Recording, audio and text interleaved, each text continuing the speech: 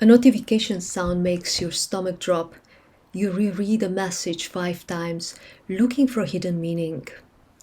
You feel like you are watching your own life instead of living it. And under all of this, there is a frightening thought that you are going crazy. You're not.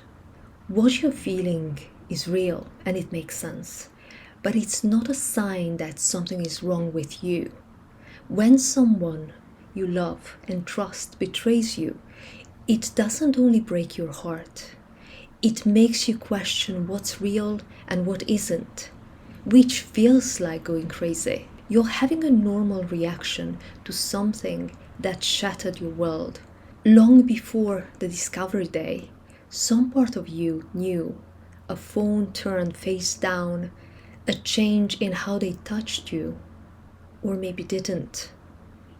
A story that didn't quite make sense, so you noticed, and then you did what most of us do.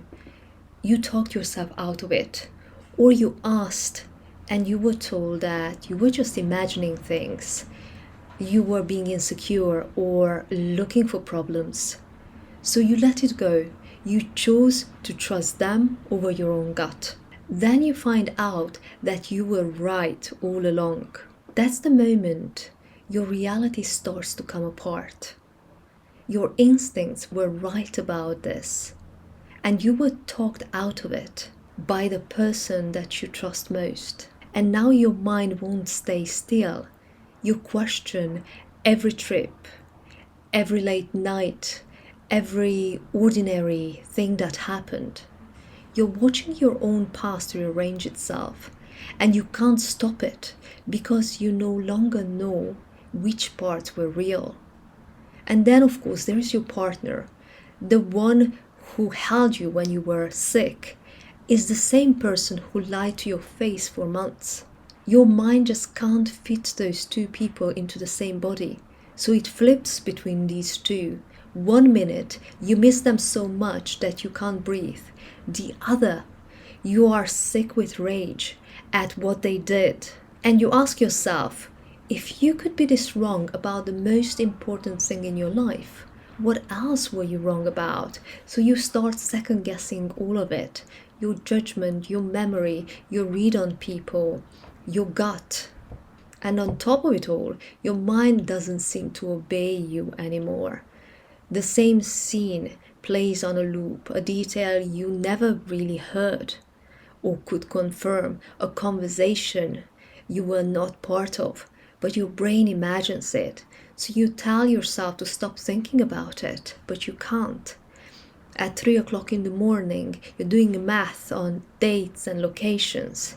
You reread the same message you have already read 100 times, looking for that one detail, one line that will finally make it make sense. So your mind is trying to close a gap between what you thought was happening and what actually happened. And until that gap closes, it keeps sending you back to look, because not knowing feels like danger. Discovering a betrayal isn't a threat you can fight or run from, but your nervous system responds as if it were. Your body stays braced for an impact that already happened, and you feel this everywhere. Your sleep won't come, or you wake up at 4 in the morning with pounding heart.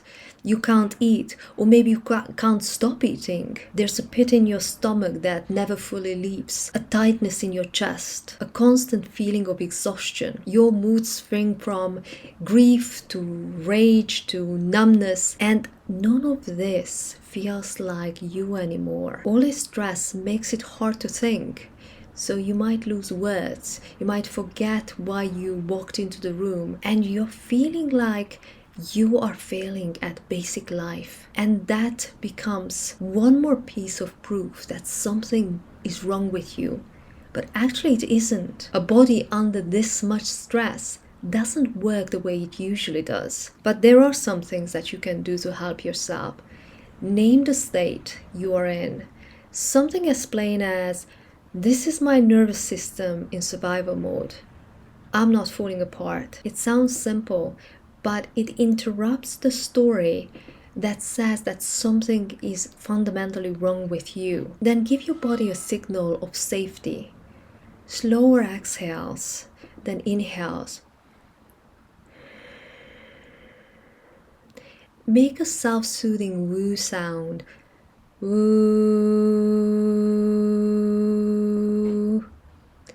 Feel your weight against the chair or the ground. All these things bring you back into the present moment. They don't erase what happened, but such practices tell your nervous system moment by moment that the emergency has passed, and that eventually lets the alarm quiet down. So when doubts come back, you don't have to fight them. You can notice them for what they are. Your mind is trying to feel safe, and let them pass without trying to prove them right or wrong. The way you feel right now is not you losing your mind.